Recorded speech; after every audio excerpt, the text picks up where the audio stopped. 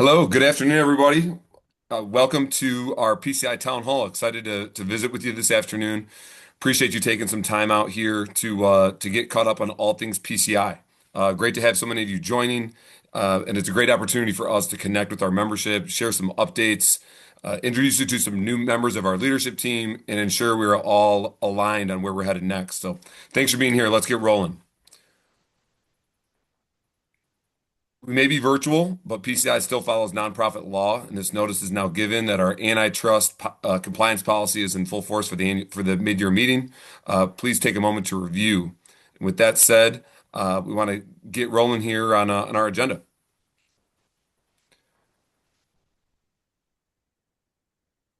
As we approach the midway point through 2026, we thought it was important to get together as an association to provide you with some updates. Right now, we're at a critical point in our PCI's 3-year strategic plan. 2026 is our bridge year, and it's been successful in the fact that we've executed and successfully transitioned from association management companies, and our PCI office in Albany, New York, has been fully operational now for several months, and we're now officially fully staffed as well. 2026 has been a bridge year with plenty of changes. I fully acknowledge that change is difficult and uncomfortable at times, but I think anybody knows that's gone through any big change in life or in their career, that change allows for growth. The PCI board is really excited about where we're at today and where we're headed at for the back half of 26 and beyond. One critical aspect that we're really excited to announce to our membership today is we brought on several new leaders and members and staff members within PCI, and we're going to be excited to introduce you to our new executive director, Carrie Crockett, here in a few minutes.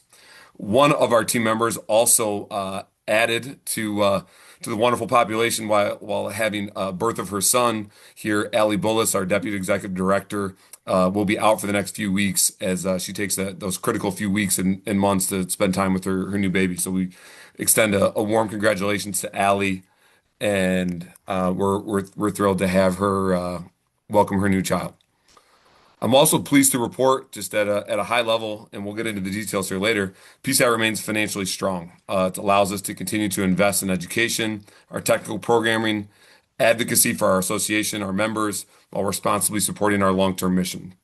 As such, that mission is here on the screen, and we're excited that we just really refreshed that. We're ready to continue to execute that in the long term. So what we're going to talk about today, the board and the PCI team members will be providing an update on where we're at with respect to an association, what's happening across our industry, and where we're headed to continue to execute on our strategic plan. You'll hear from Bob Craig, from our PCI outgoing president and business unit director for Covestro, on markets and trends during these most interesting times in the midpoint in the year. In addition to our technical director, Steve Lodato, on key trends, emerging markets, and opportunities within the industry. Next, Marty Sawyer, our secretary treasurer, will share the state of the association, including some highlights from the year and what's going on with the PCI's overall financial health and performance. From there, you'll hear from Jeff Hale, and Jeff will share some insight specifically into the PCI Growth Summit and why all of our member companies should be present, and also talk about some potential opportunities there to get more involved, both in that from a sponsorship standpoint and opportunities to get involved with PCI in the future. And finally, it's a really important piece of every town hall. We want to hear from you, so we're going to have an open Q&A at the end of the session. So please feel free to put your messages in the chat. I think as our PCI HQ team is running point in the chat already right now. At the conclusion of the call, we welcome any questions or any feedback for us. With that, I'm really excited to introduce to you Carrie Crockett. So one of the things that's absolutely critical for any board is to ensure that the organization has the right leadership in place for the future. That's why we're so excited to officially introduce PCI to our new executive director, Carrie Crockett. Carrie joined PCI in May, and she brings to us more than 20 years of experience leading associations and member-focused organizations. Throughout her career, she's built a strong reputation for growing organizations, increasing membership value, and turning strategic plans from a PowerPoint into meaningful results. What stood out to us when we went through this whole search process as a board was not only Carrie's experience, about her energy, her engaging leadership style, and her passion for serving members. She understands what it takes to build partnerships, engage with volunteers, and position an organization for long-term success. Over the past several weeks, Carrie's been busy meeting with our team members, committee leaders, our volunteers within PCI, and staff and industry partners. She's been learning and listening to see what makes PCI special and where we can continue to improve.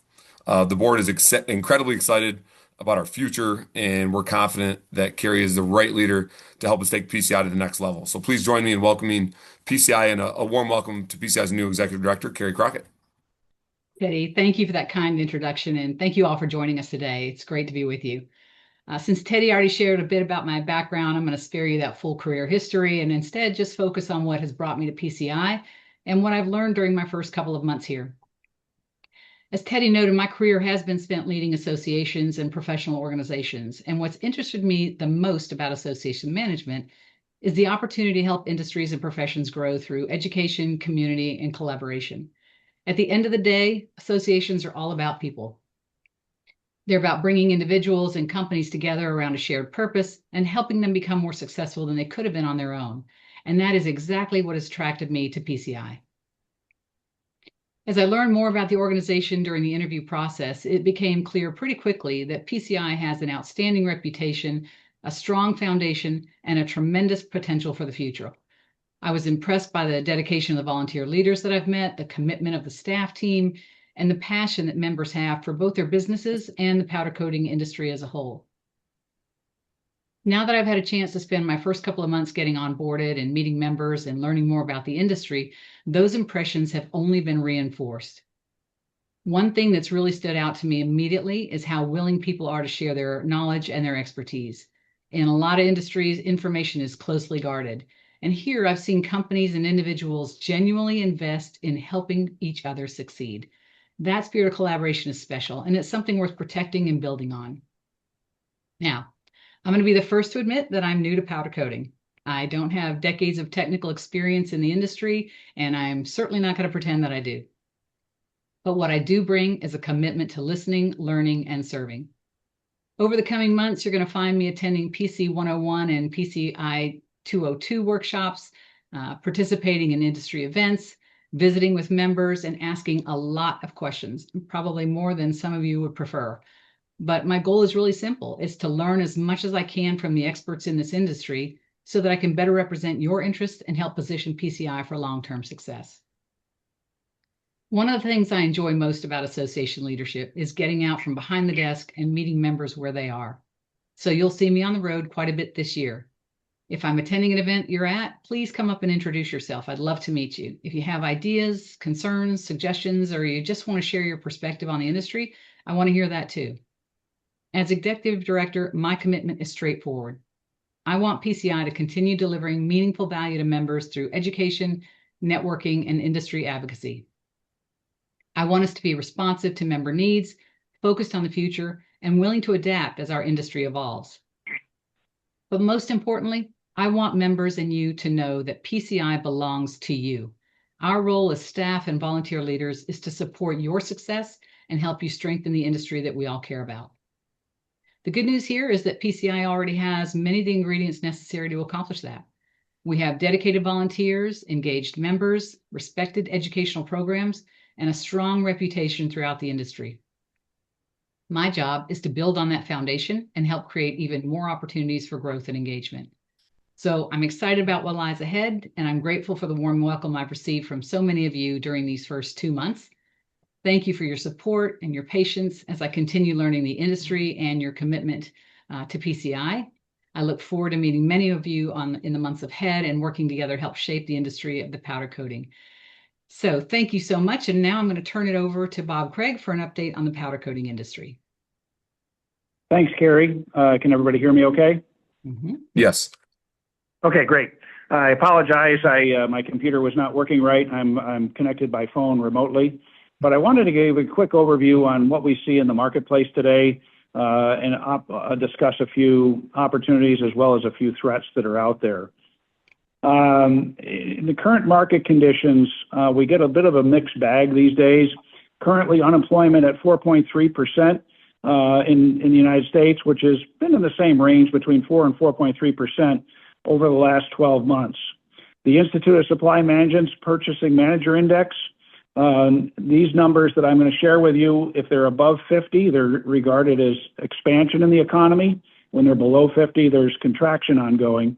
The good news is for the month of May, the numbers at 54 for the overall PMI, the production index at 54.3, and the new order index at 56.8 are all very positive for what's going on in our market today. Additionally, U.S. industrial production, as reported by the Federal Reserve, rose 0.1% in May, and capacity utilization at 76.2% is down about 3% from where we normally expect it to be. We saw good positive numbers on durable goods orders in April. The May numbers do not come out again until tomorrow, so I can't report on those yet. But in April, we saw a rise of 7.9%, and once you take out transportation, they rose really about 1.1% in the general manufacturing area. Industrial automobile production, the latest numbers came out that showed May actually is about dead flat to last year. There's an expectation that automotive production for the year would be down somewhere in the range of 1 to 2%, and we'll see how that falls. Housing starts, by the way, fell in the month of April. They haven't been announced for the month of May yet. They were down May 15.4% compared to April, and housing permits fell slightly. When we talk about threats in the marketplace, the major ones that we're dealing with right now is what's going on with our costs and our prices. Everybody's familiar with how the Iran conflict with the closure of the Straits of Hormuz has drastically affected raw material costs in a variety of areas of our industry. That ongoing conflict, while there's a partial agreement in place, I'm not sure I'm 100% comfortable that we're totally solved that part of the conflict, and we'll see how that plays out. Additionally, we're still dealing with ongoing tariffs that have been instituted across most of the countries that we trade with. The biggest concern that I see out there is in consumer confidence. We're very much a consumer-driven economy. There's a couple of key reports that I look at. The University of Michigan puts out a report on consumer sentiment, and it's at 48.9, which on their scale, less than 50 is not a positive number. And then when you look at the Conference Board, which is another independent accounting firm, their consumer confidence rating at 93.1 is down about 10% year to date over last year. So it really reflects, that a lot of our economy, the people in the economy are concerned about where things are headed right now. They're dealing with a lot of high prices for energy and so forth. On the opportunity side, we still are looking at some opportunities to institute low temperature cure coatings in a variety of areas. Those will help both lower costs of energy as well as increase throughput in a lot of systems. Additionally, it can also open doors to new market segments on new temperature sensitive substrates. Finally, the Build America, Buy America, BABA initiative that was started last year by our current administration. We're seeing some onshoring, although a lot of it into Mexico, but it does help the North American economy overall, and there's still more to come with that in the growing months and years. So I just want to give you a quick overview, and now I'll turn it over to Steve Lodato. For those of you who are not familiar, we hired Steve last year as our new technical director to bring apart a number of new initiatives that we felt we could have if we had the right person in. And I can tell you with the hiring of Steve, if you have not met him yet, please come to one of our events and find Steve and spend some time with him, and you'll find the reason we brought him on board and the dynamics that he'll bring to us. Turn it over to Steve. Thank you. Well, thank you, Bob. That was a great introduction. And it's great to be here, folks, to talk to you today. I want to hit on a couple of technology and innovation trends that I've been tracking. And electrification. We've spent some time in the last couple of issues of Powder Coated Tough talking about some of these new advances and movements, if you will. But as this electrification movement accelerates across electric vehicles, battery energy storage systems, and data centers, powder coatings are evolving beyond the statics and corrosion protection, namely in the area of managing, static discharge, interference, EMIs, things like that.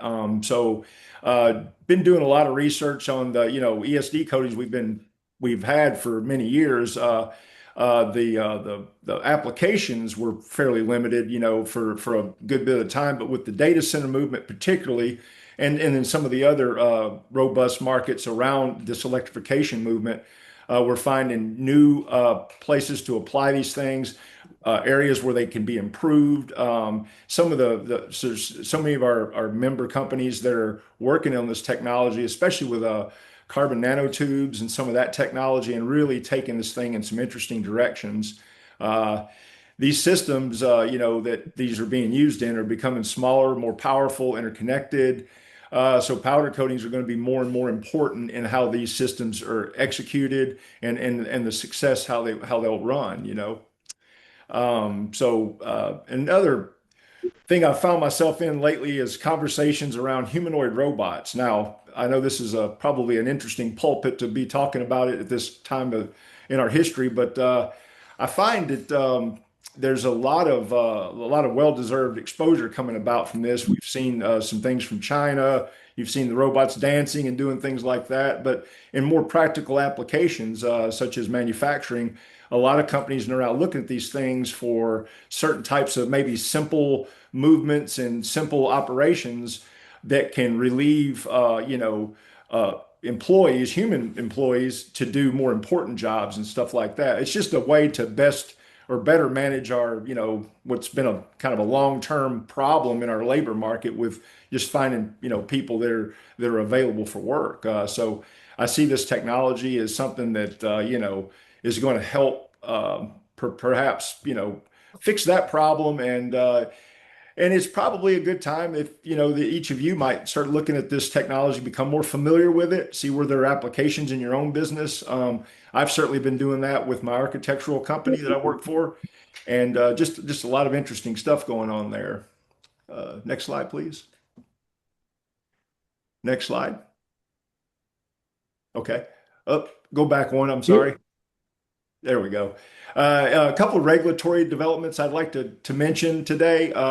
One that's gaining some traction, although nothing's really changed yet. There's a lot of angst amongst several industries, and powder coating will be probably lumped in with these. There are approximately 50 high risk indoor and outdoor industries with regard to heat safety, more appropriately called. The OSHA has taken an active interest in this as of late, and they've been enforcing some of these policies through the National Emphasis Program and the General Duty Clause. But there's the expectation is that there will be more legislation and more regulations passed both at the federal and the state level. So to get into the minutia just a bit, what I'm speaking about is a heat index in an employee's environment. Once it reaches 80 degrees Fahrenheit, which, many of you, especially if you have companies or businesses in the South, and maybe you don't have climate control in your operation or parts of your operation, you know what I mean. It can get 80 degrees is really nothing as far as that goes. So there will be some, the employers will have to get involved with heat illness prevention plans, providing cool drinking water, shaded recovery areas, climatization procedures, things like that to help keep workers safe and healthy during the hotter, the warm months and things.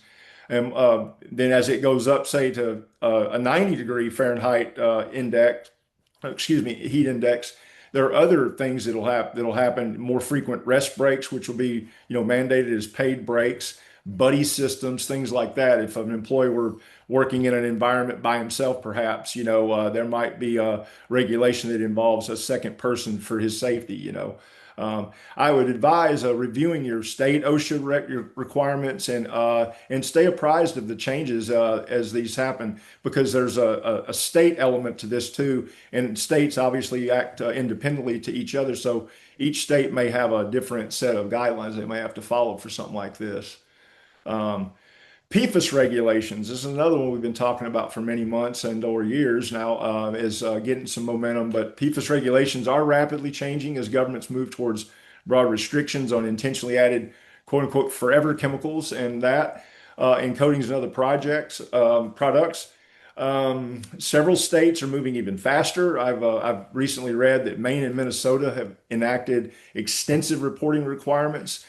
Colorado and Washington, for example, they're implementing bans on intentionally added PFAS in many of their product categories. So these are things that, especially the manufacturers of powder coating, have to be mindful of. If you're buying powder coating and you're working with specifications, for example, sustainability, compliance, and those kinds of things, you might take notice. Green Seal now prohibits PFAS across its certified paints and coating programs. Um, Leads now is looking at PFAS-free formulations for getting those LEED building credits. So these are the kinds of things that need to be mindful of, and now is the time to review formulations, supply chains, compliance strategies, all of that kind of thing before additional restrictions take effect. Next slide, please. Next slide. Okay, thank you. Certification. I want to just do a quick thing on this. Obviously, PCI has had a certification program for applicators since about 2010. It's divided into two categories: PCI 3000 for custom coders and PCI 4000 to serve our OEM manufacturers with in-house powder coating operations. Um, we use third-party audits, a pretty extensive audit, I might add, and programs to verify fundamentals that matter most: documented processes, employee training, quality controls, operational excellence. These are the kinds of things that set coders apart from each other. PCI comes in and performs the audit. Our goals are to work with our member companies and help you achieve this audit, not to come in and fail you and that kind of thing. It's really to work with you to help you get to the level that get across that threshold that gets you to that quality and the things that your customers are looking for. Uh, Also want to mention that we're very committed to continuously improving this program. Regularly, we gather feedback, assess industry needs, refine the certification process to ensure it remains relevant, practical, and valuable to you. Um, I encourage you, if this is something that you believe will help your business or that you see the value in, if you have questions about it, please reach out to me. I love to talk about this kind of stuff.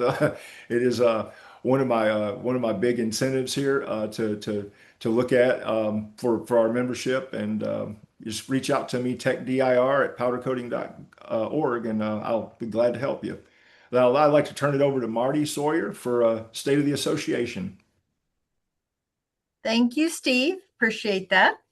I have a couple little topics that I want to communicate out to the group. And first, I want to start with the financial summary. And the thing that's important to note here is, and I do believe this is our 45th year, but I need to go back and check that. We have been growing and growing our financial stability. We invest our money, we use our money wisely. Our board has the duty to review all that we spend our money on and make sure that we do it the right way as we are responsible to you, the members. Like I said, we do have a nice reserve, which allows us to not only invest in ways that we can make PCI stronger and deliver more value, but also prepare us for any eventualities or market blips or anything that could happen to ensure that we survive and we are successful for decades to come. It is important to note that this money comes from you, from the industry. And at any time, if you want to have more involvement in how we spend our money, where we spend our money, and ways to make it more efficient, ways we can grow, new things we can spend money, we would like to hear from you. Next slide. So as we look at where does the money come from, as you can see, membership dues is by far our biggest category. Everybody who's on this call, this is your association. And that's what your dues fund is, running this organization. As well, we get money from an income from the Powder Coated Tough. There are very few magazines in the industrial space today that are successful, and we have one of them. And we should be very proud of that. It is a well-read, well-used, and a profitable magazine. So it will be here for decades to come. Our next biggest revenue generator is the Powder Coating Week, and I'm sure many of you have been to that. It's an event we're very, very proud of. That's where we produce a lot of unique new content and provide networking and all the other opportunities that come with getting together at an in-person event. We also have our 101s and 202s, which we are extremely proud of. I'll talk a little bit more about that in a minute. But obviously, everything else is from our other ancillary products. If we look at the membership, what I find so interesting about this is slightly over half of the companies that are members of PCI actually have a gun in their hand. They're actually spraying powder. They are the users of powder coating. And the other half is the whole support team. So we take it across the entire industry. So we are covering powder coating from cradle to grave. We have the resin developers and all the other additives that go into making powders, down to the powder producers, across to the chemical producers and the equipment producers, and all these other components that go into, as much as consulting, all the other things that go into a complete powder coating system and successfully powder coating. We have representation across our membership. Next slide. So there's several topics on here I would like to touch on. The first one is the transition. So we started this transition, basically in 26. So we are only 5 months. We're not even quite at half of a year. We have moved our location and we've moved our staff.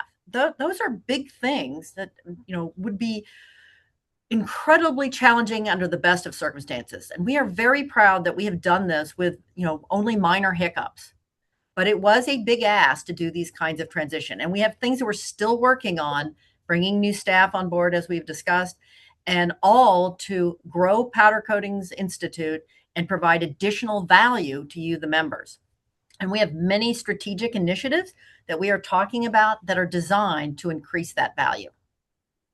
And obviously, the Powder Coating Technical Conference we had this year was the first one we did under, our new association management, and with only a couple months under the belt. So we're really proud of how it turned out.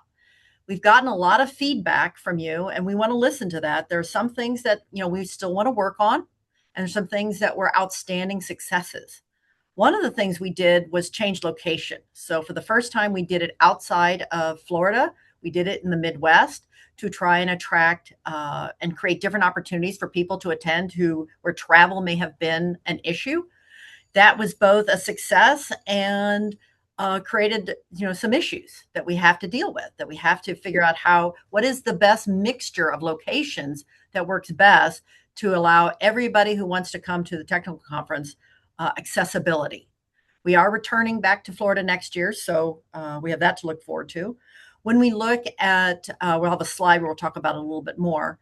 And from the workshop success, we have done 5 so far this year, and almost every single one has been a sellout. I mean, that is just amazing. We really appreciate your support on these events, and we're trying to really increase that many more. I mean, we hope we go the whole year basically selling out every event. And that's, again, our 101s and 202s. We have 7 more coming up. And if you want to see them, please look at our website to find the dates. So the virtual meeting, this is an offshoot of that. And people have asked us, why did we go to a virtual meeting? Well, the biggest reason is because we can now talk directly to so many more members. We think we've all over tripled the number of people that we can have direct conversations with by going to this format versus what we've done in the past. And we think that's really important because you got to stay close to your membership to make sure we are delivering on our strategic plan, as well as giving you the opportunity to give us feedback. We have a new scholarship program that we want to talk about, and of course, our new website. So when we talk about the Tech Week, like I said, we changed locations, but some of the things that we can brag about is the custom coder form doubled year over year, twice as many as we've ever had before. That is incredible. We are really excited to be able to support the custom coder membership to this level and deliver something that they thought of value, that we could grow the attendance to that level. We actually had the highest attendance ever for the registrations through the technical conference and the exhibit hall. We still have, a couple areas were down, a couple areas were up. We still want to keep working on delivering more and more people walking through the exhibit hall, because we've had more exhibitors this year than we'd ever had before. So we want to keep growing this event year after year after year. And we know that, 26 has not been, from a financial perspective, some exhibitors, that may going out and traveling may not have been their first priority. So we're really happy that some of these areas we were able to grow. And obviously next year. So scholarships. This is a scholarship program we've had for many years, and we have provided over $30,000 in that program to support college students and anybody who might be coming into the industry. It is our hope that in 5 years, some of those people we've given scholarships to might actually be on this call. But that's what we're trying to support: the engineers, salespeople, and any other role that might be going through the college route that we can support through our scholarship. But we're really excited as well to say we've added a new scholarship program, and that's for custom coders. So we've got $15,000 designated for the custom coders for them to send their employees to a 101 or a 202. And we want to support them so that people who may have more financial restrictions still can get the level of education that they want. We have already selected 4 recipients of this just this year already. So we are up and running and implementing this program throughout the industry. And we're really excited about this. We think this is a real value add. Next slide. So new website. This is a project I personally worked on. So it's a little bit of a little pet project for me. When we look at the new website, we have a new website that has now gone live. It has only gotten through the first phase of changes. So we want you to look at it. If you see anything you think should be different, please let us know. We have many more updates coming on this, but we wanted to get it out and into the industry, because one of the things that we want to promote is education through the website. So making it easier to find the content, be it webinars, be it technical briefs, whatever it may be. We want to make it easier for end users to get at this level of education that is electronic in form, or making it easier to register for events. So lots of growth coming on this, and we're really excited about it.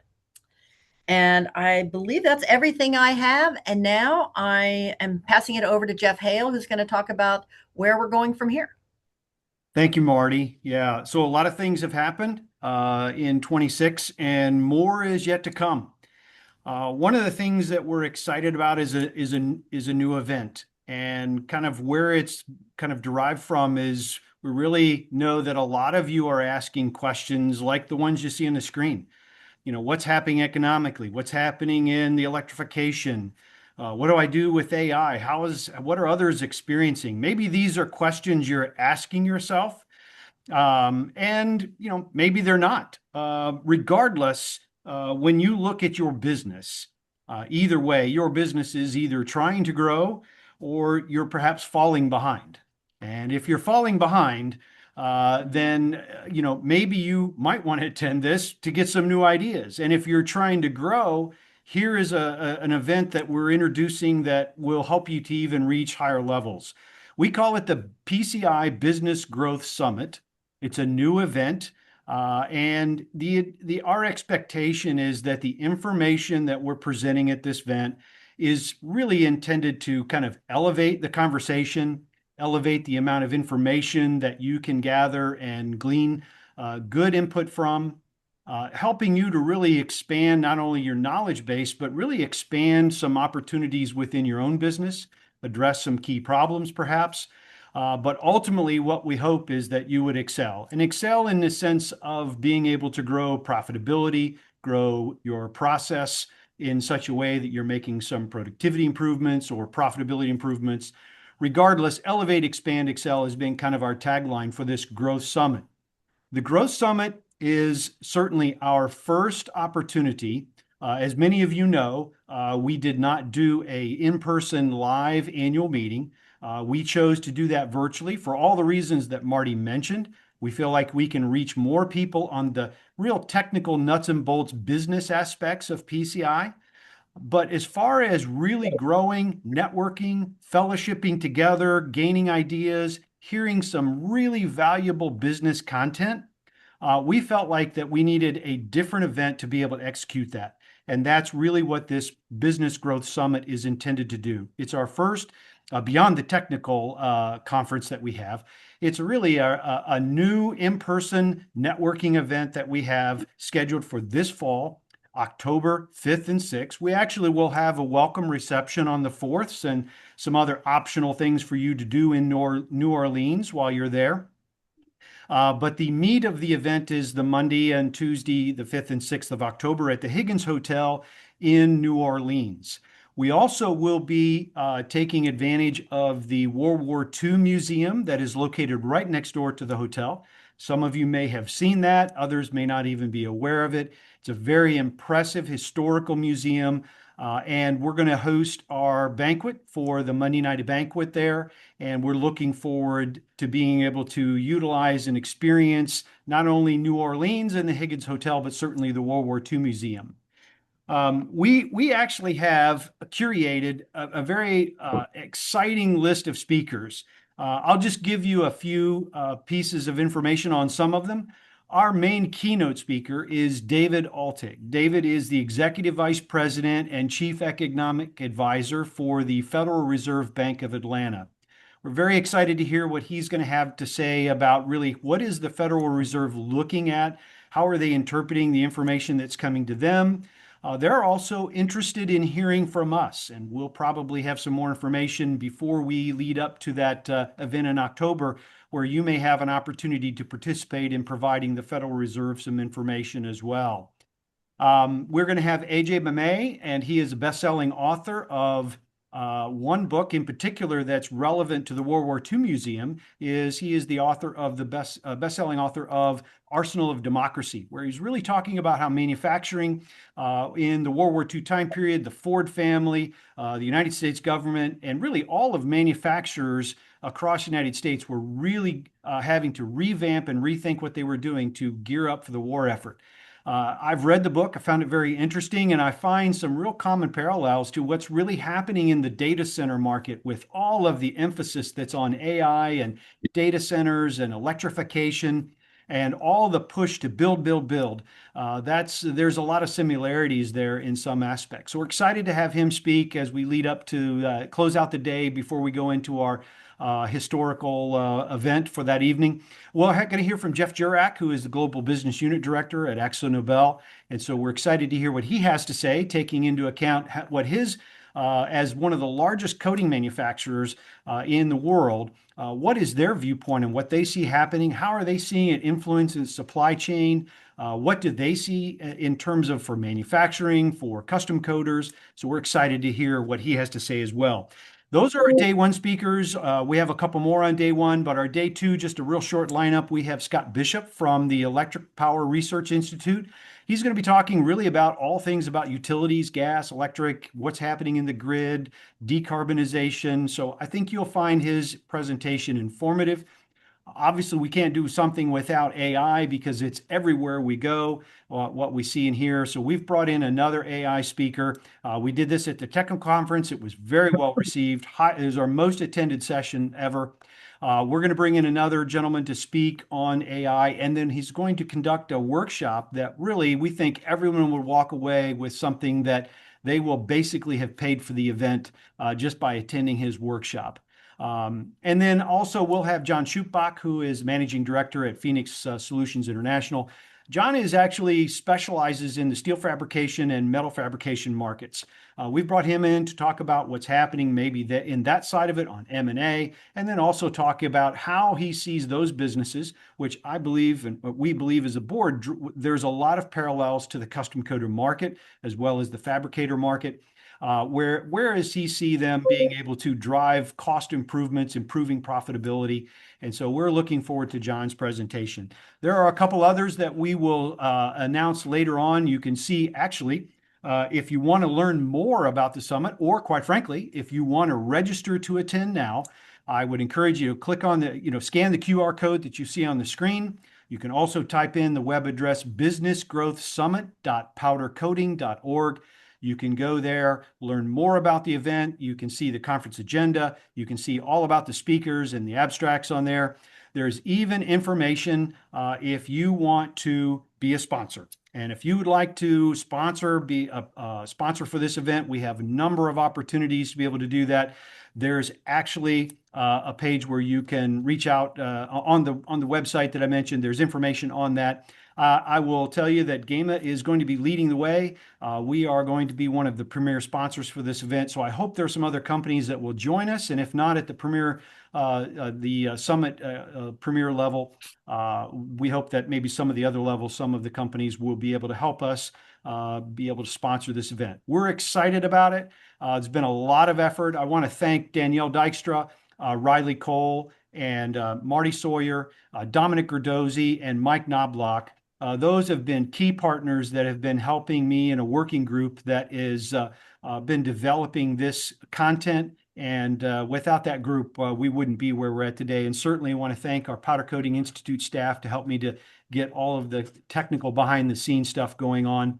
And we're looking forward to having a really, really good event in New Orleans, October 5th and 6th. So more to come. Hopefully you'll sign them now. Go to the website and check out all about the event. Now, what else is PCI doing? The Business Growth Summit is a great opportunity, but there are some other ways that PCI is not only promoting the industry, but we can all network together. One of the places we'll be on the road is this fall. We'll be at IWF Atlanta. That's in every 2 years and the even years. So this year, IWF is all about the International Woodworking Fair. It's in Georgia at the World Congress Center. PCI will have a booth there. I know there's some other powder coating members that will be exhibiting at that show as well. So if you're going to be in Atlanta and you're at that show, look us up. We'll be there. FabTech is obviously one that a lot of us know about. That's the major metal fabricating show. That'll be in Las Vegas this year. We'll be there in October. And so PCI will have a booth and they'll be exhibiting there as well as many of the other members of PCI. So those are two places you can visit us, and we look forward to those events as well. As Marty mentioned, we're going to be in Orlando next year. So looking forward to 2027. We've had a working group of a number of people that have been really trying to put together a strong program, not only from speakers and content, but the organization of the technical conference. And so we're going to be back in Orlando at the Renaissance, same event that we've been to a number of years. And it'll be April 12th through the 14th. So look forward to more information on that. If you're interested in being a part of any of the working groups that are focused on powder coating, not only 27, but there's a separate group that is working on the 28 and beyond years, reach out to the staff at PCI staff at PCI HQ and connect up with Carrie, our executive director, and she can put you in contact with those working groups if you're interested. And we look forward to that. We also have been continuing our webinar. We've already done several webinars this year, and we have 2 more left to go. If you're not familiar, webinars are a great opportunity for you to learn and educate on powder coating of a wide variety of topics. We've got 50+ hours for people to watch and learn, and it's a great opportunity for you to gather some real technical nuts and bolts content. July will be on testing equipment. September will be on an application audit, how you can use that to kind of stabilize cost and drive profits. So we're looking forward to those presentations as well. We also, as Marty mentioned, we have a very profitable magazine, very successful magazine, very well-read magazine. That's Powder Coated Tough. And if you're looking to advertise in that, many of us in the industry on the supply side use this as a way to reach this small vertical market, the powder coating market. And we're excited about all of the content that is within that because there is good information that's there in PCT. And we look forward to the remaining issues this year. But also in the webinar, PCI as a whole has curated a lot of content. And with that in mind, I'd like to kind of tease with a little bit of an introduction to something that PCI is working on. The board has has an initiative on artificial intelligence.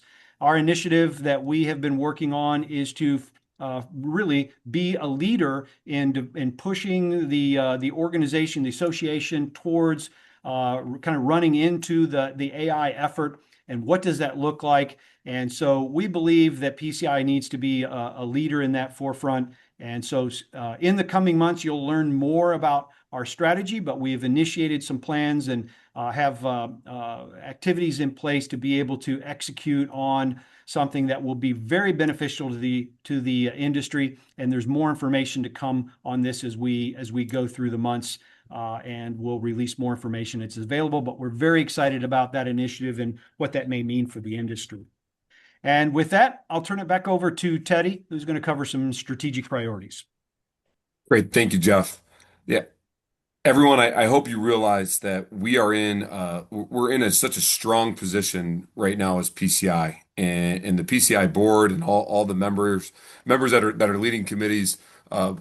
We're doing our due diligence of financial stewardship, and we're making strategic investments to execute on our 3-year strategic plan. And so you heard me reference it earlier. There's a nice visual aid here on our website. You can scan the QR code to get a better to go right to our website and the landing page specific to our strategic plan. So I mentioned the bridge year, and we mentioned the association management transition. And so really that transition is truly complete as we look at the midpoint in this year. And so now is what happens next. And next year is we're going to look inward and how we can enhance membership value and expand engagement opportunities. And there's additional areas of opportunity for us that we've looked to invest in, like the AI initiative. I think that Jeff touched on it very well, where that's certainly become very present as we look at all aspects of both our personal and our professional lives. And so we see that as an opportunity, not necessarily as a threat. And so how to enhance membership value there. And then 2028, if you think back to our long-term vision, is we really want to be the global authority on powder coatings. And we know that we have such a strong market presence here in North America across US, Canada, and Mexico. But there's plenty of opportunity as we look at the market data and what's going on in Asia Pac and what's going on in EMEA. And we have opportunities there as an association to continue to grow and expand and deliver more value to our members. So our strategic plan, it's important for you all to know this isn't a static document that's never looked at or never reviewed. We're continuing to innovate, to execute, make tweaks to ensure that we deliver on this, our short and our near-term priorities for PCI. Speaking of which, our plan here is to execute on what's most important. And we know that we're continuing to deliver world-class education programs and training events to our members. And even if Marty had showed that slide about the piece of pie where all of our membership companies come from, and over 50% are spraying powder. They're on the application side from an OEM or from a custom coater. And whether they're members or not, they're still showing up to our events. All of our events this year in the 101 and the 202 side, outside of one event, have been sold out, which is really impressive. And so that means that the demand is still strong, still high, and we're executing on that strategic priority. Outside of that, how can we enhance membership value? How can we make this association do more for you, for your individual organization, whether it's through equipment analysis or the amount of powder being sprayed if you're on the material side, or if you're on the equipment side, like Nordson Corporation. That statistical analysis and the data collection is critical to us as we look to where can we invest and take that information as knowledge is power. So that's also continued membership value there. And really we just want to drive home this association doesn't work unless you do. So member participation. So really appreciate all of you guys joining today. And we want to continue to have this format. So we're going to be ready for another virtual town hall at the beginning of 2027, and then through the midpoint of next year, we'll have a mid-year check-in. So this is just a regular cadence of communication to get out, to engage with our membership, to tell you exactly what's going on, and for you guys to get involved and to give us as the board and our PCI headquarters direct feedback. So here's some opportunities to get more involved, some QR codes that are on the page. And we're with that, we will officially open it up for questions. Oh no, one last slide. Our key takeaways. We're really dialing in. We're on the move. We're not a static environment. Things are changing pretty regularly. We're over the moon to have Carrie in her position. She's a strong, dynamic leader. She's going to help us really execute and get things done. The days of going to a committee meeting, not sure who the ownership is, who's going to do the follow up, where are the meeting minutes at. Those are in the past. So we're just really excited to have Carrie where we're at and to be able to execute. Again, we want to be able to help that. Hope that all of you guys have an opportunity to volunteer and where you're passionate about and help us execute on our long-term strategic priorities and strategic plan. With that, we have an opportunity for each of you guys to answer or to ask any questions of me or any of the PCI staff members and any board members that are on the call.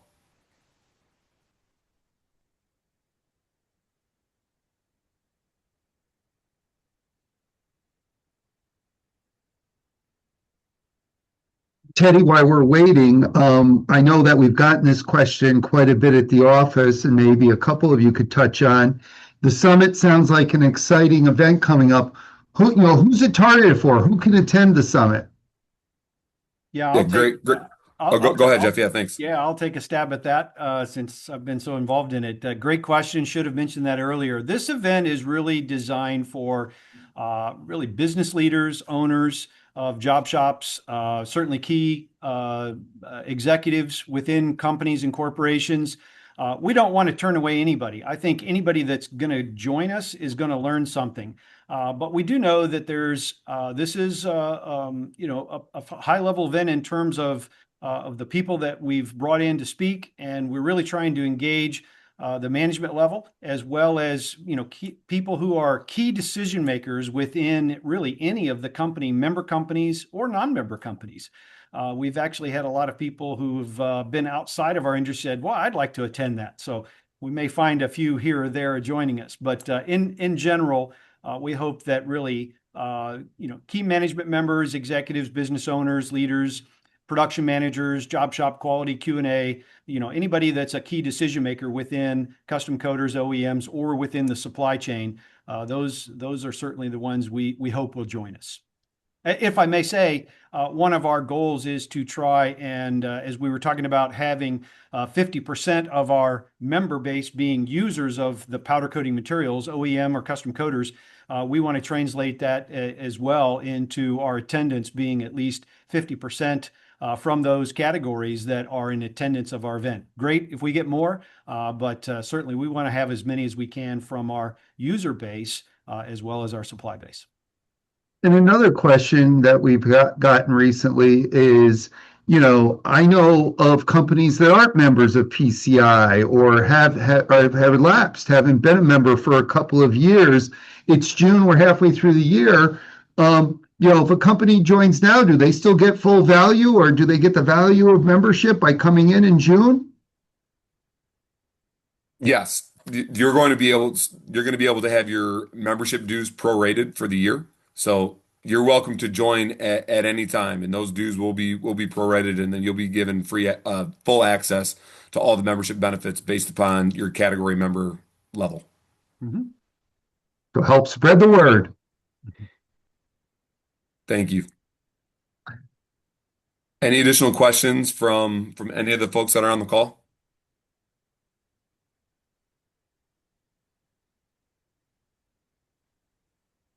Well, we hope you guys appreciate this format. It's a way for us as a board and as our PCI headquarters to effectively communicate with you and let you know what is going on, what are the trends, where our opportunities are, what we're focused on, and provide us with some feedback and strategic feedback as we look to make different areas of opportunity for growth in the future. So thank you so much for joining. And with that said, for those of you on the PC Week Call Working Group, we're getting together at 10 o'clock on Friday. If you're interested, please reach out. We'll get you on that invite. But we'll see you guys soon. Have a great summer. Thank you.